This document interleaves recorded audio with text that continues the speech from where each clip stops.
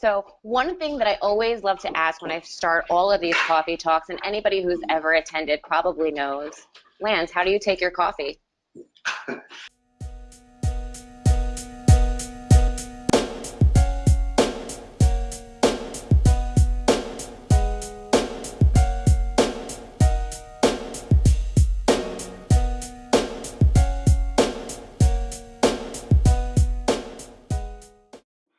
Hey everyone, thank you so much for joining us today for today's coffee talk on Top Gun Front Desk.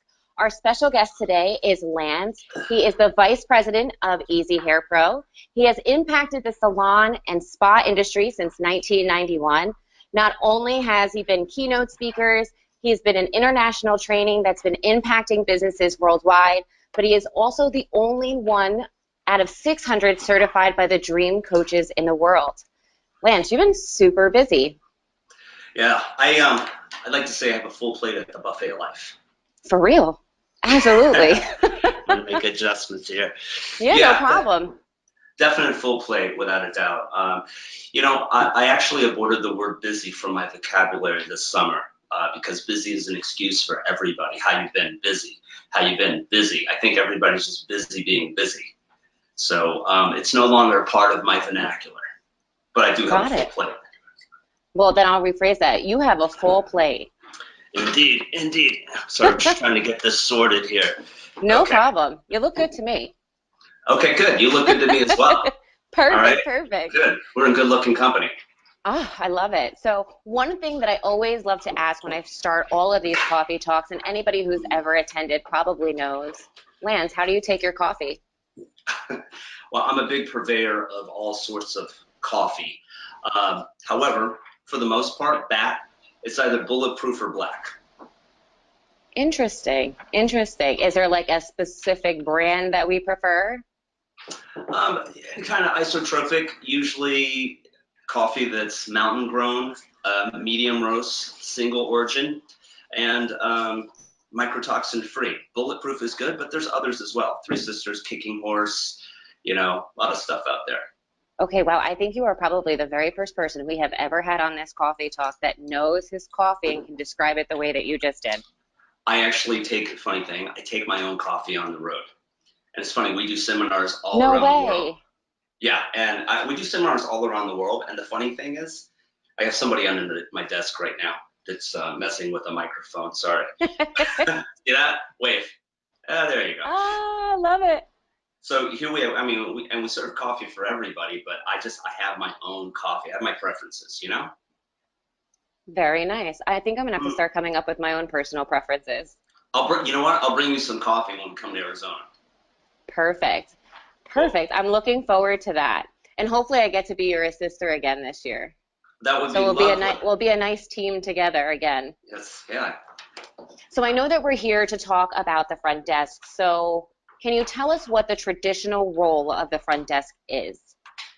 Well, the traditional role of the front desk, or should I say the historical role of the front desk, is to receive, which is the root word of where we get the phrase receptionist. But that's actually a really deceptive phrase, because anybody who's actually done the role of being at the front desk knows that the demand is way more than just simply receiving. You have somebody who's in charge of customer care, business development, mid-level management. And I say mid-level management because quite often the front desk is responsible for piloting so much of what happens in the organization, yet not responsible for creating the policies that allow them to do the heavy lifting that needs to be done. So I think it's a misnomer. It's much like that phrase, customer service. Everyone's like, well, we got to focus on customer service.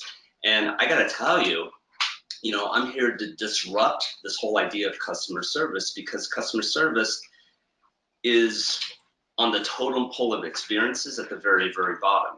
So it goes customer care, coming from a place of empathy, customer support coming from a place of solutions through empathy, and then ultimately the big goal is customer success. And that's the level that we want to play at. So I think, the idea of customer service is an antiquated term that we actually need to put to rest in light of the demands that the current front desk in this current world actually requires. Interesting. Interesting.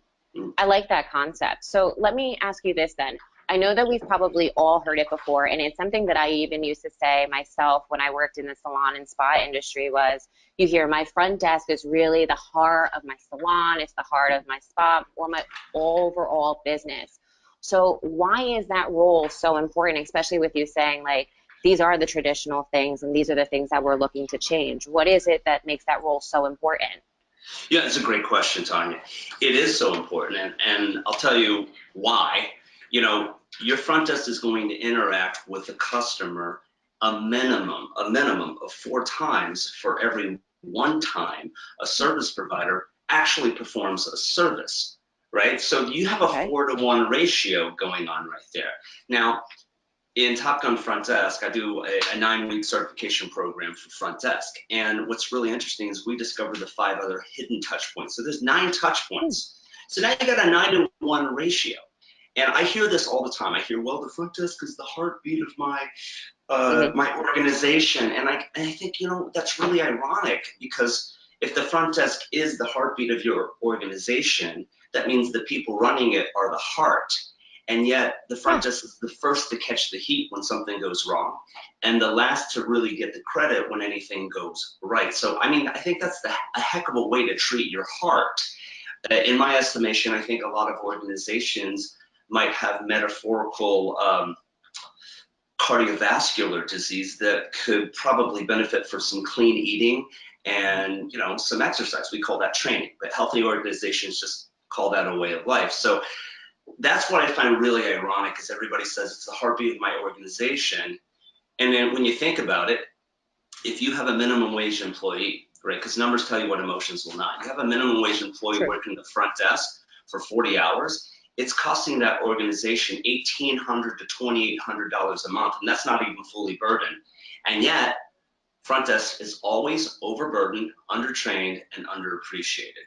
So I find that the most ironic statement, but and the most polarizing, and yet the most interesting. You know what, I actually have to agree with a lot of what you said, just reason being that when I first started in the industry, I started as a front desk. So now I'm very curious to know what that 4 process is. I know I'm not going to ask you for all 9, but give me a little bit, because I'm sure that people watching are like, oh my God, what are those 4? I want to know, Lance, tell me. Yeah, the 4 basic touch points at a very, very minimum is going to be the incoming call, the outgoing confirmation call, which we talk about as a contribution call. We flip the script. So you got incoming, you have the outgoing confirmation call, you have the in-store greeting, and then you have the checkout fun for a well. So at a very, very minimum, it's a 4-to-1 ratio. Wow. Okay. Yeah, and that's just somebody coming in and getting a haircut. I like that.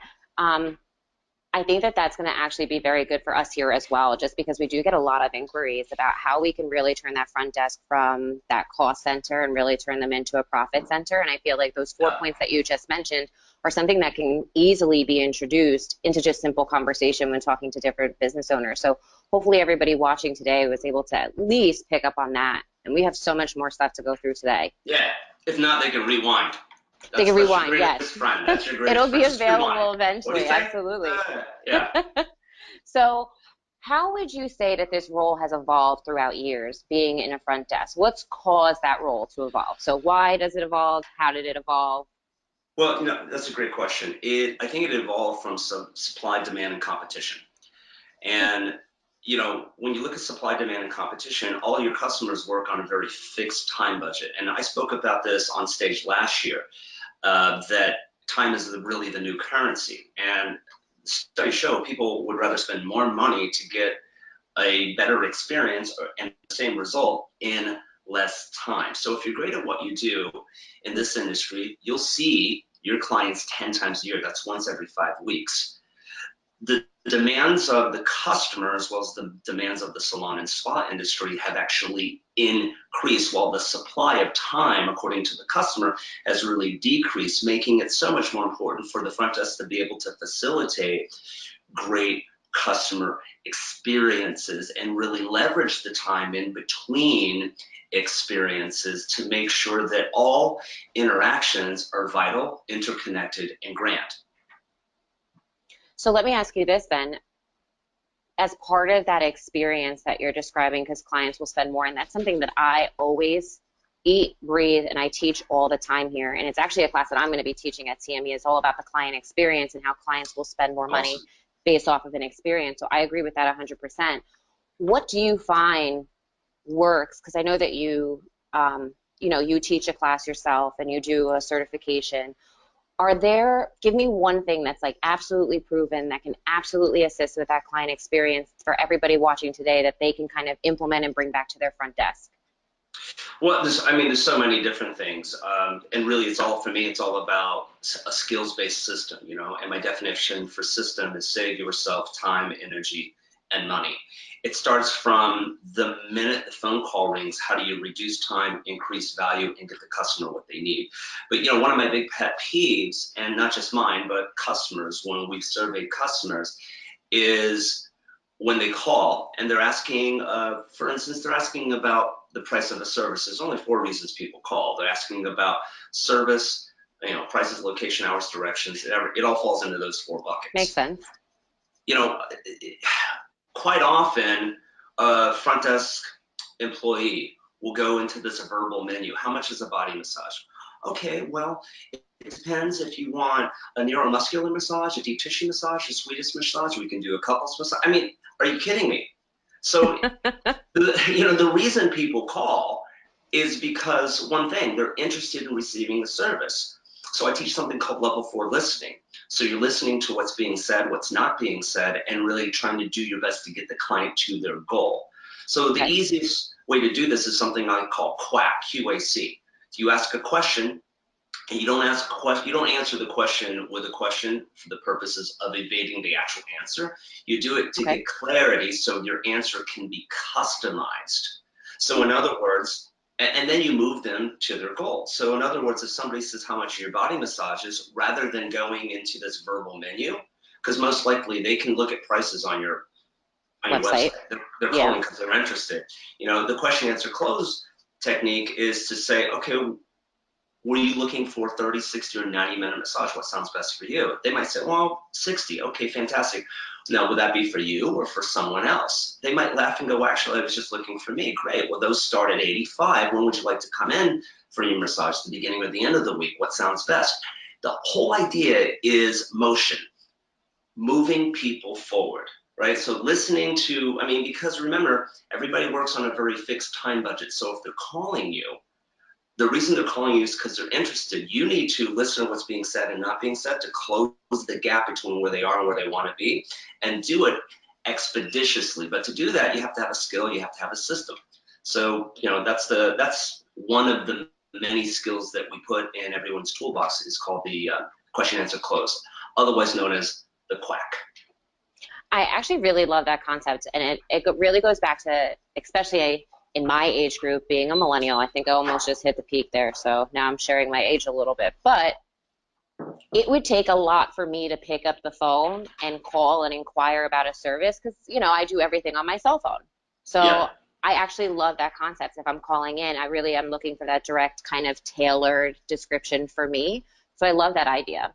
So and I just want to say that, fast forward to the live event, I'm going to be sharing real life examples of that. And the whole idea, Tanya, is catch the fish before you clean the fish, right? A lot of people are trying to give all these superfluous details that really don't move the client forward, and telling them about what we do. No, pause. Find out what their motivation is so you can customize your answers and make sure that your answer is more germane to what their actual goal is, and then move them forward. I really do like that. And I know that you had mentioned that you're going to be talking a little bit about this. So for anybody who's listening that might be a little confused of what that means, we actually host a conference every year. It's going to be happening at the end of this month, falling into the beginning of October. And Lance is actually going to be joining us and teaching a class there. So if that's something that you're interested in, towards the end of the coffee talk, I'm actually going to give you guys a promo code that gives you some money off. And that's something you definitely can inquire with us here at the education department about. But I'm looking forward to the class. And I know that, just based off of some of the things that, or at least some of the knowledge that, or insight that you have provided us thus far, I think I think everybody's getting stuff because I'm seeing little hearts coming up in the corner, so I appreciate that coming from everybody. We're getting some love. Yeah, Perfect. it's all We got about the another love. one. We got another. Oh, It's, we're getting a ton more. Send us more I love. love it. It's all We about the got love. Bring it. so much love. Look. So one other thing, and it was a question that came in from a lot of our audiences, so I thought that it would be something to make sure that we addressed right at the start of this, just in the event that, people need to move on with the rest of their day. But how does the front desk actions really affect the other roles of people inside of the business? Because a lot of business owners are saying, whether it's that person that has that really foul attitude, or maybe I have that really great person who's like Disney World. I kind of see it trickling down to the other one. So how is it, maybe if I'm hiring somebody that's new, how is that supposed to really affect the other people in the business? And if they're already there, how are you seeing those trends kind of start creating essentially?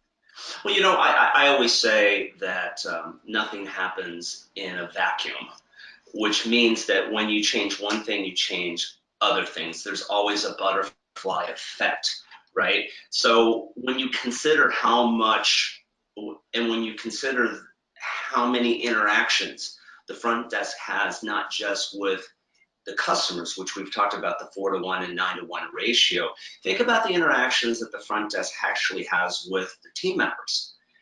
And so for the past, I'd say 17 years, I've always maintained that people are either thermometers or thermostats. And you can Okay. look at the front desk in the same way. So, what does a thermometer do? A thermometer is very passive. It simply just reads the temperature of the room, right? Earlier, I grabbed this little remote, and you may have noticed I did this because it was getting hot in here. So there's a thermostat on here. See the temperature? I see it.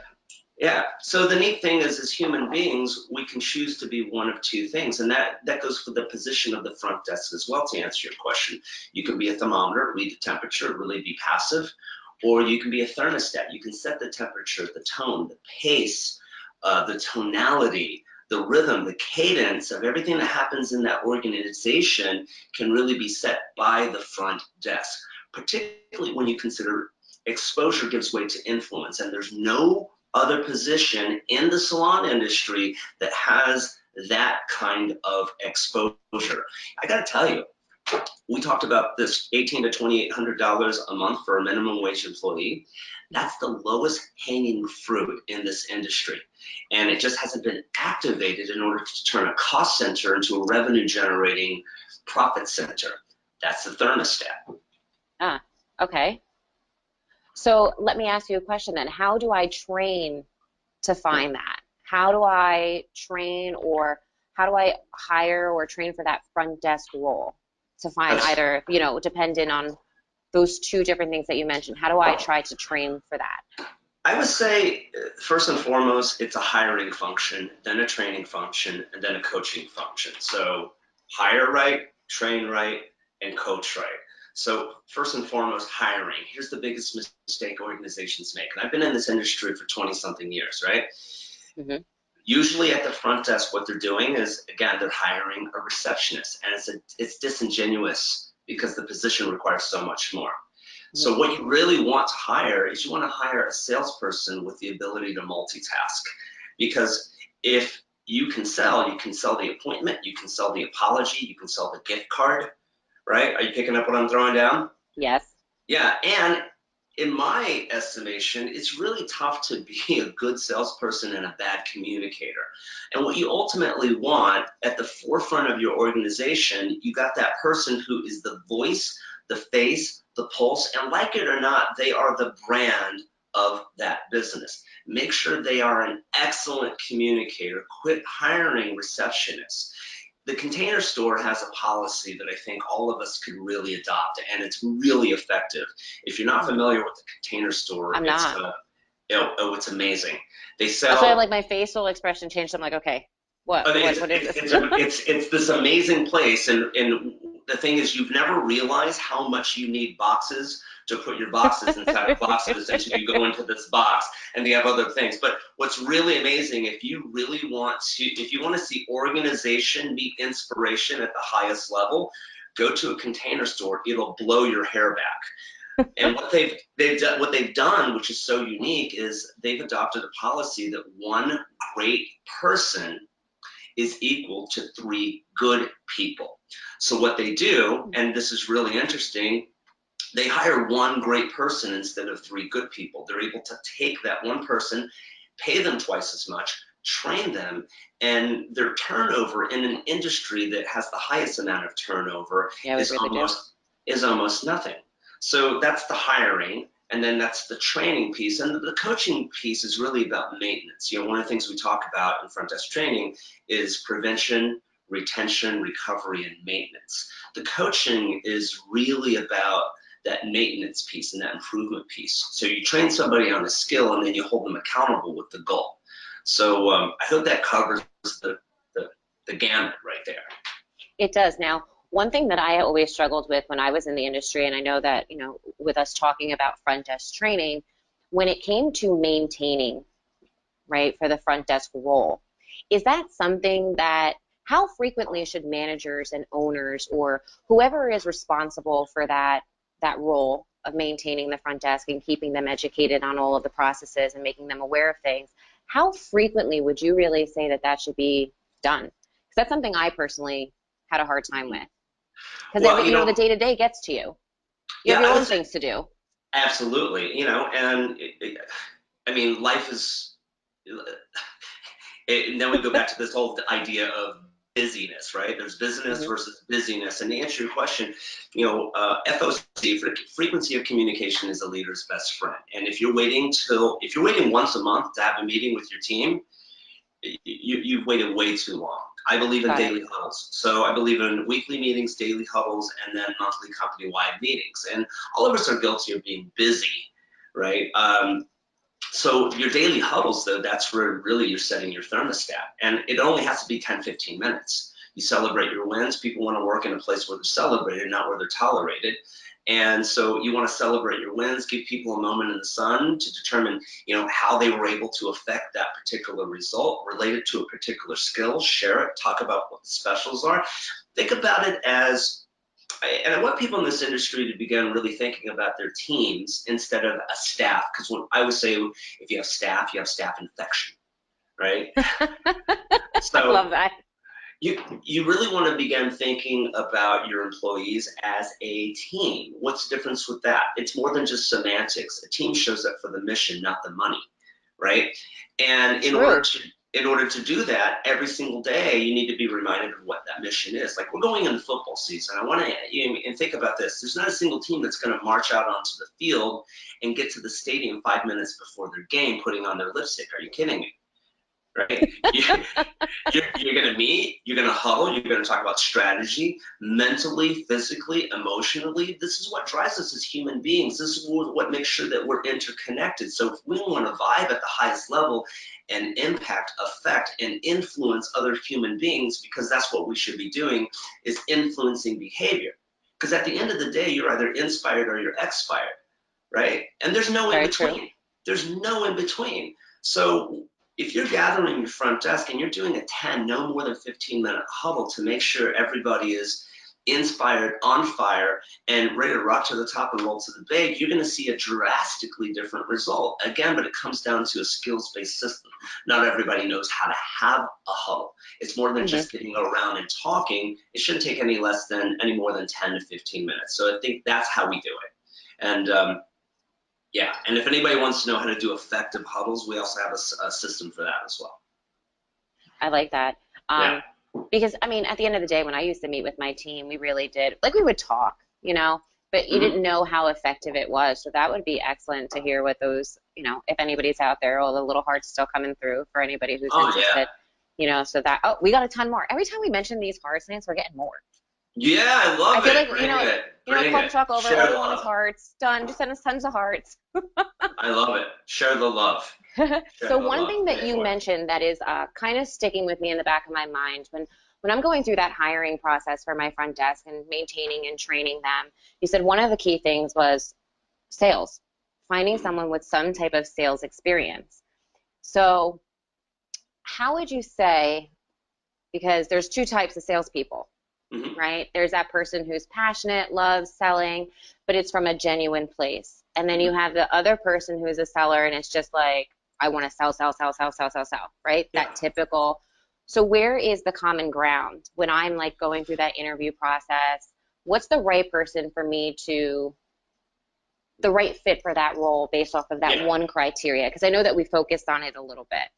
I love the direction that you're going right there. And I always say A plus I equals M, right? Your aim, attention Hmm. plus intention equals manifestation. And I think it comes down to where their attention and intention is. Sales is not a dirty word.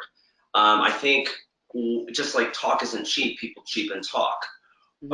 What can tend to leave a bad taste in people's mouth is when somebody's selling from agenda. So when somebody's selling from agenda and they're really not present to somebody else's need, then that can leave us feeling a little cheapened, right? Yep. But when somebody's really clear, think about retail. Salons don't make money off services, period, the end. 85% of salons aren't even profitable according to Green Book. So what keeps the doors open in this industry? Retail sales, period, Hmm. the end, right?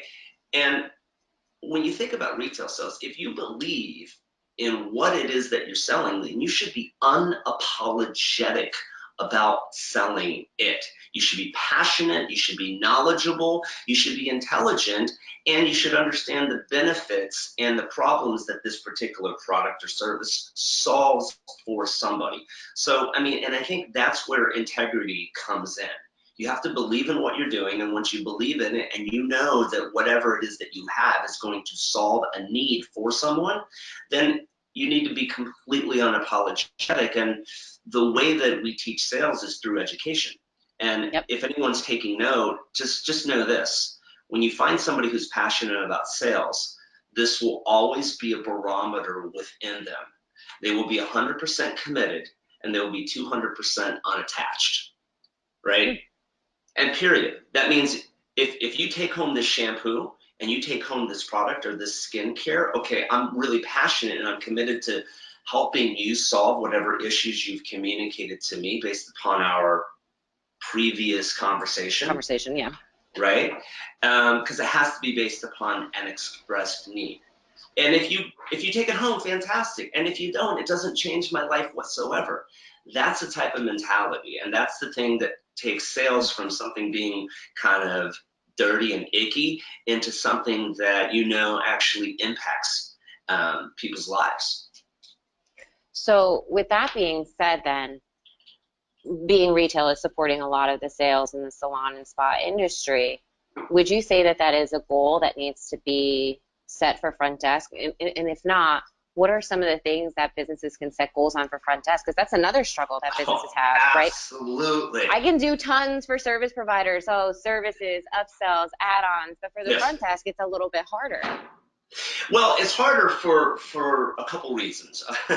uh, all salon owners, I know this, and you know, maybe this is something that I'll actually talk about because it's so prevalent and pervasive in this industry.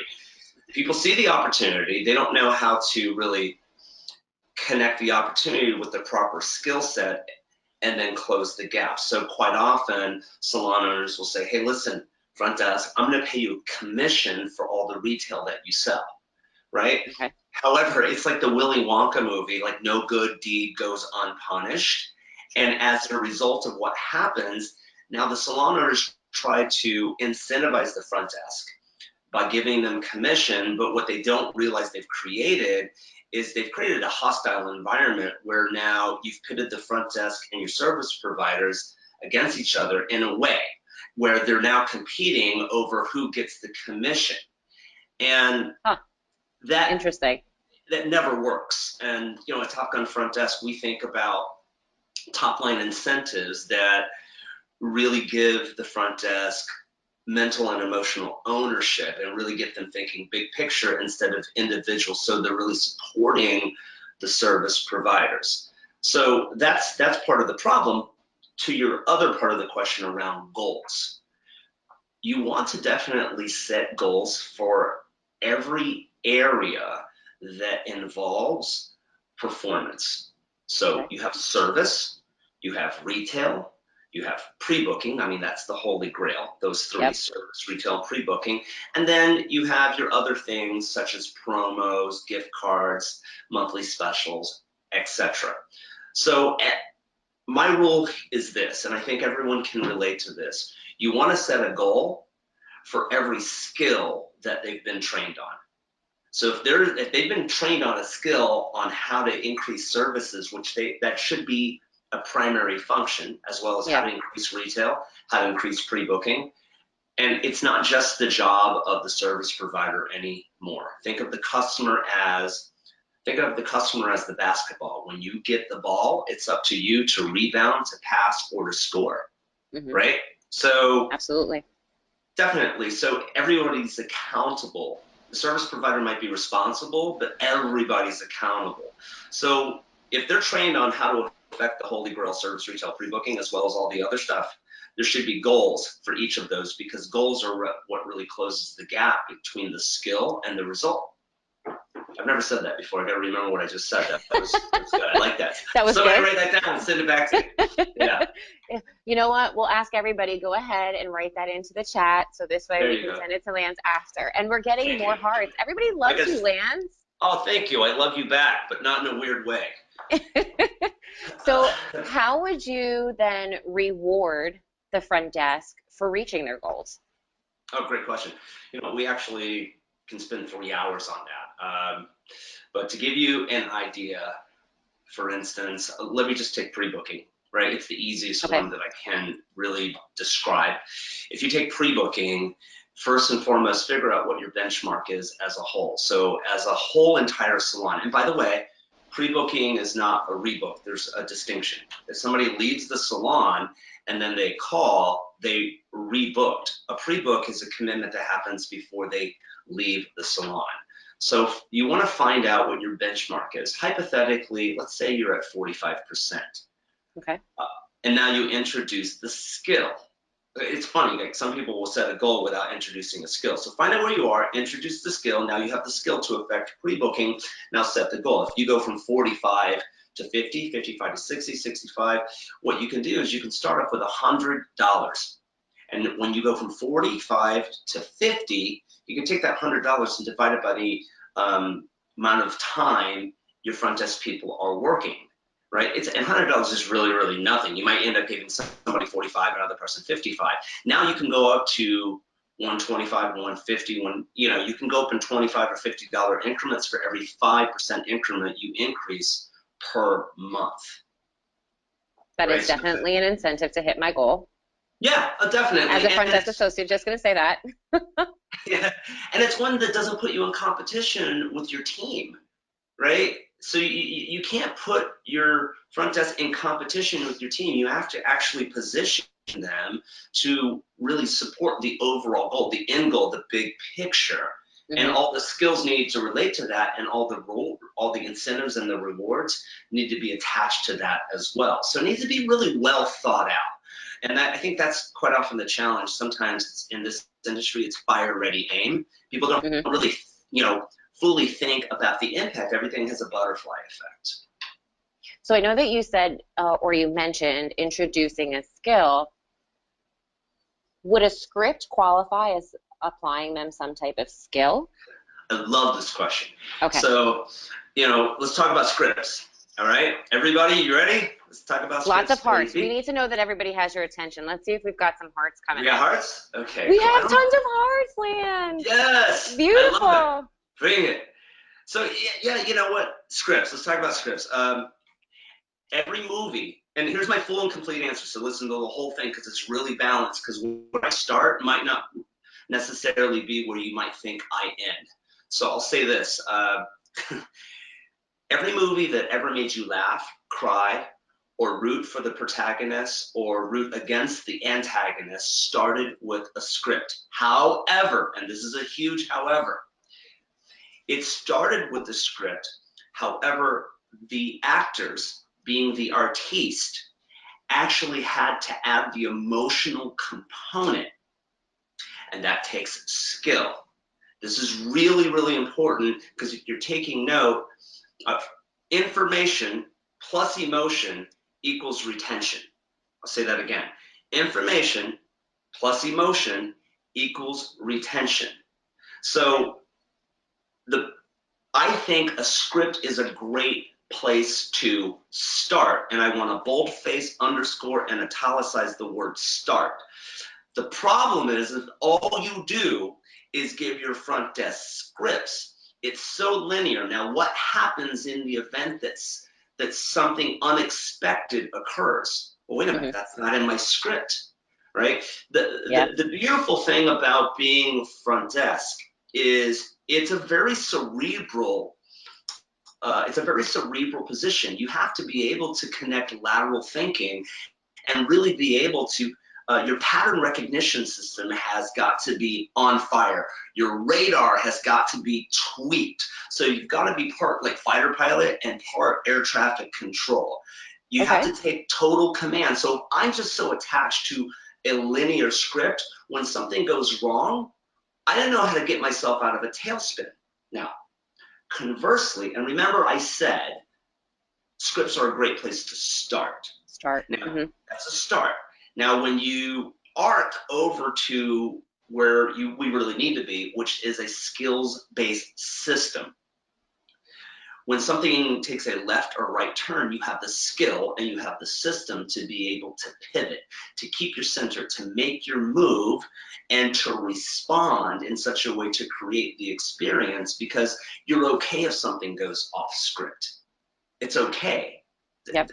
Is that tracking right there? I would say, what my daughter would say, here's what I have to say about scripts, to loosely quote one of my daughters. That's so 1980s.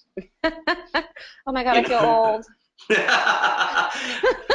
So, in conclusion, it's a great place to start.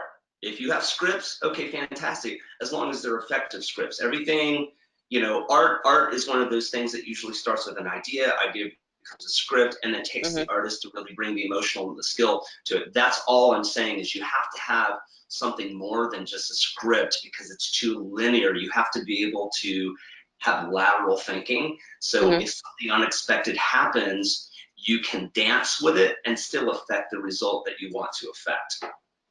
So would you say that then role playing in the business is a good skill or a good training tool for the front desk to use? Absolutely. Think about how many hours of education you have to go through when you're becoming a hairdresser. Think about all the mannequin heads. Think about all the hours you have to do color, and then you get out and you still don't know what to necessarily do. The training just begins. So with the front desk, critical. So how would you say then for my front desk associates, obviously I'll be practicing on these scripts and so forth, how will we introduce them into the client experience? What actions can they be taking to assist with that? And if so, then how do I train for that? Well, the client experience, we have to understand every area that involves the front desk or could potentially involve the front desk. Earlier I alluded to the 9 different touch points. So you have to look at this, with, your customers. Your customers are human beings just like us. And the thing about human beings, they're very, very, very predictable. We know everything that they hear, see, taste, touch, right, and feel is going to affect their decision. And if they were to rate their experience based upon their 5 senses, they would be rating it based upon that. So when we combine that with every touch point that happens in the salon and we attach a skill to it, we can really activate the customer. And it's really a lot. Trying to give an example with regard to how we facilitate the experience. I can tell you this. In order to facilitate the experience, you have to have a system for every single interaction and potential interaction. You have to think of the client and for the client. If a client asks where the restroom is, it's because we didn't do something that we needed to do, right? Interesting. And the idea of client versus guest is more than just semantics. It's more than just wordplay. If a client has to initiate any of the activity, I'll rewind. Everybody's a customer. If they exchange their time and money to receive a service or experience they're a customer, but what makes them a client is if they have to initiate the activity. What makes them a guest is if and when you initiate all of the activity and engagement and you think of them and you think for them. I mean, think about this. The world's largest hotel chain. Does anybody know who the world's largest hotel chain is? They just recently, do you know what it is? I want to say, but I'm so scared I'm going to be wrong. And then It's all okay. the hearts Being are going to wrong come is in good. because they're going to feel so bad for me. Let's say Hyatt. Hyatt. Close. Close. But remind me to tell you something about the Hyatt that's like mind-blowing here in a minute. Marriott recently just purchased Starwood Properties, which is like, no, they're my yeah, timeshare. I should have said yeah. them. They're everywhere. So they purchased like Starwood, Westin, W, St. Regis, and everybody. How this relates to you is this is the world's largest hotel organization, and they maintain that the most, quote, the most important aspect of our business, according to Marriott, they say, is how the customer is welcomed. Now let that sit in. And I've recently stayed at some Marriotts. I don't think everybody necessarily got the memo, right? But nonetheless, it's a great possibility to live into. Would you agree? You know, to bastardize an F. Scott Fitzgerald quote, you know, if experience is the new faith, then we must be refugees of the mundane. So think about how people are welcomed in your salon. And typically it's good morning, how you doing? You know, these kind of things. Occasionally it's something a little more curated. And notice I avoid the word script. It might start as a script, but as it goes to a curation and then a system, rather than what we do, which is a 5-point activation system when the client comes in. You know, as soon as ding dong, welcome back, Julie, I'm Lance, what brings you in today? Now, a lot of people are going, wait a minute, what if they've never been here before? Why am I saying welcome back? Two things. What do people love more than anything else? What do customers love more than anything else? When we think of them and for them, right? So if they are a repeat client, they appreciate it. But a lot of people going, well, why would I say welcome back? What if they're a new client? The beautiful thing is if they're a new client, they will, I love this, say, I've never been here before. This is my first time. Boom. Activate Q. First time client experience activated. You know exactly what to do. You know exactly what to say. You know exactly the tour to give them and all the things that that customer needs to know in order to win that client, because they'll tell you right there, right? And then Never would have thought of that. Yeah, and then after that, we go through the other 3 points of activation in order to create a customer whose serotonin you just boost. You want to boost their dopamine, you want to boost their serotonin, right? Activate the norepinephrine in the brain, right? And really influence their behavior. And you can do that in a 5-step greeting. And if you don't know how, let me show you. I really like the idea of that. I personally never would have ever probably instructed my front desk back in the day to say that to every single client and then, like you said, activate it so that it can turn into that. So I love that concept. By the way, you have so much activity on this topic thus far. I'm seeing my entire screen over here is just lighting up with hearts. So everybody clearly loved something about that content. So one of the other things that we hear a lot of people say is that when they try to affect an experience, I find that a lot of business owners will spend money to create that experience. So like you're saying, I can do things with my front desk that's going to enhance that. But do you really believe that business owners need to spend more money in order to create a better client experience that will assist the front desk?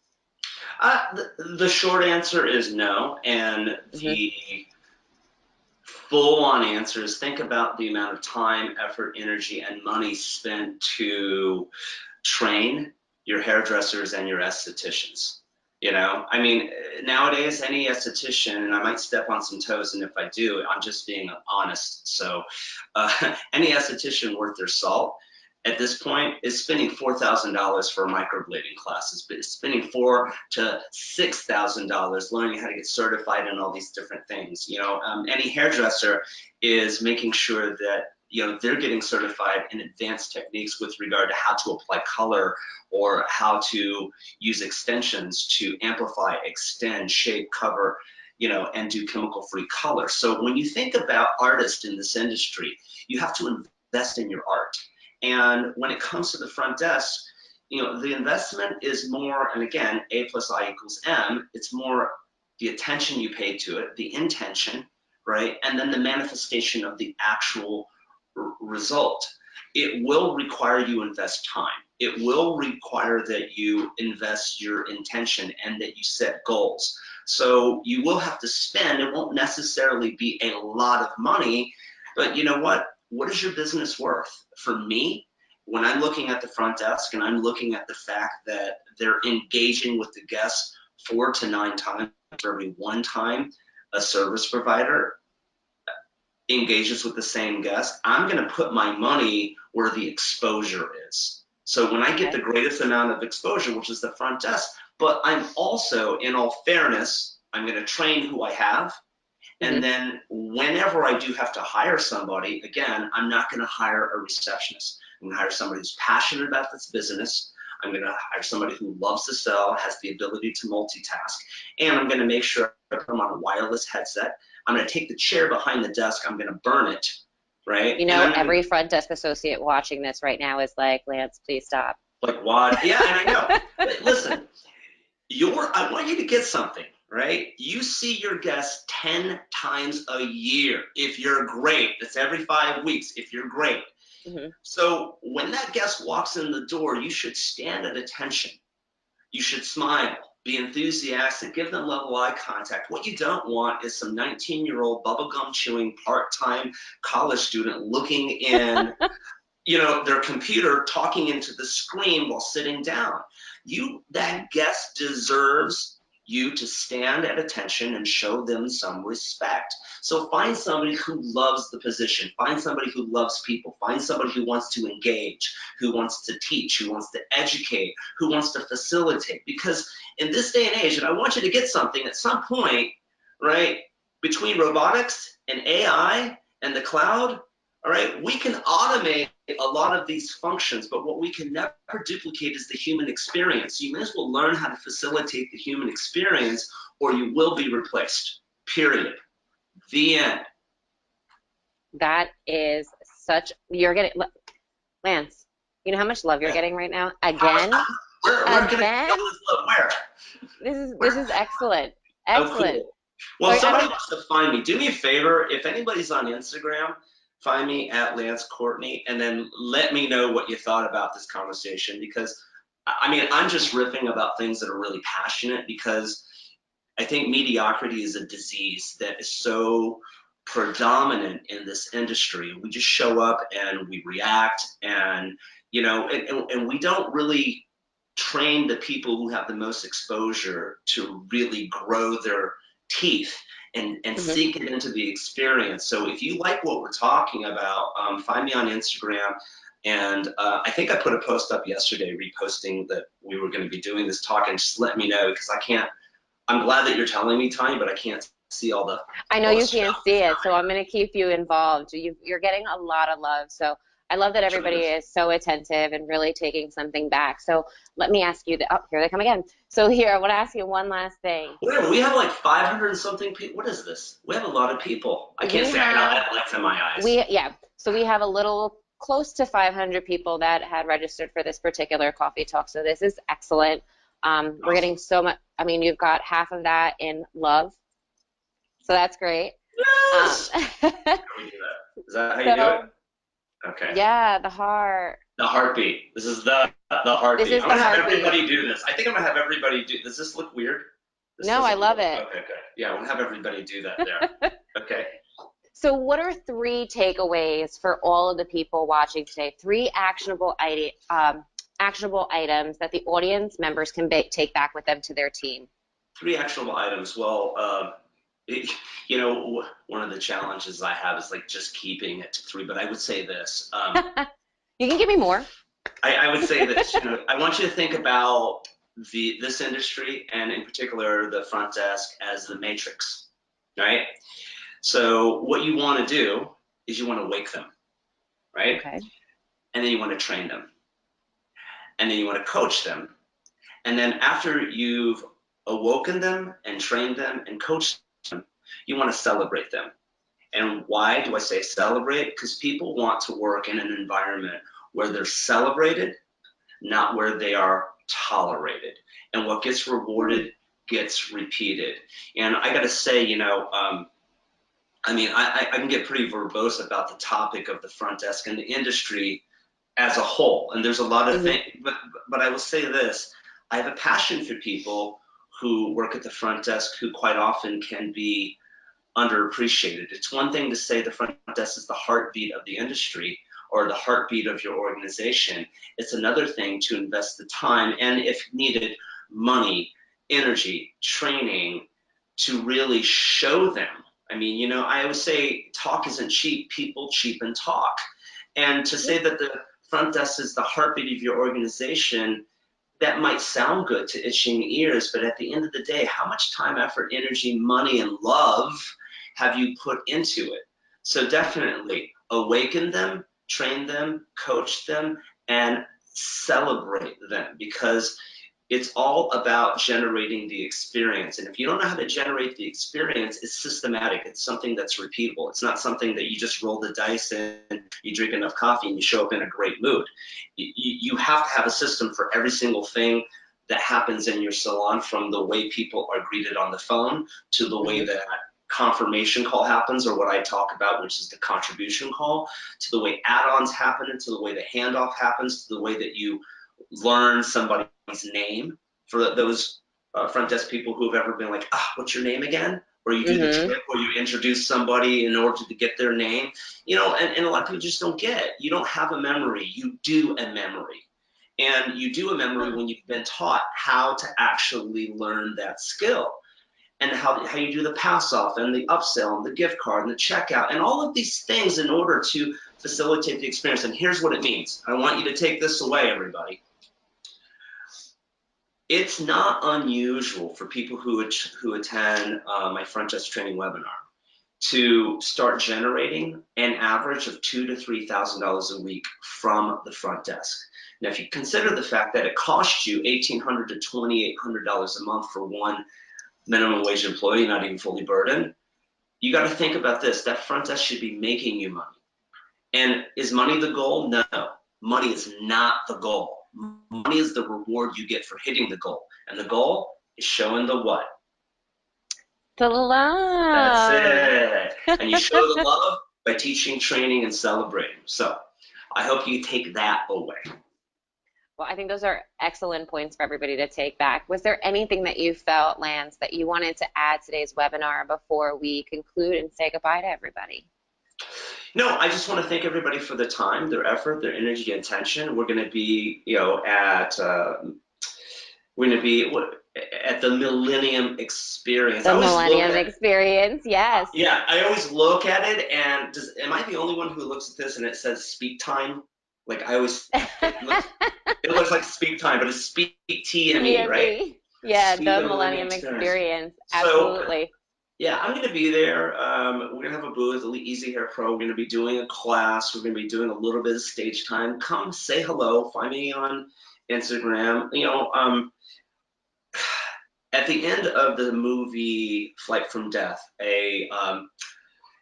there's a line by John Paul Sutras, and he mentions everything has been figured out except for how to live. And I think this is interesting. He goes on to say that, so perhaps the question is not what we do with death, but what do we do with life? Because life is made up of those individual moments, and it's up to us to make sure each of those moments are vital, interconnected, and grand, to make a masterpiece out of life. One that you would willingly live again and again throughout all of eternity. This is what we can strive for. And you hear a line like this, you go, wow, look at where we are versus the possibility of where that is. You look at the chasm, but one thing I always go back to is the last line.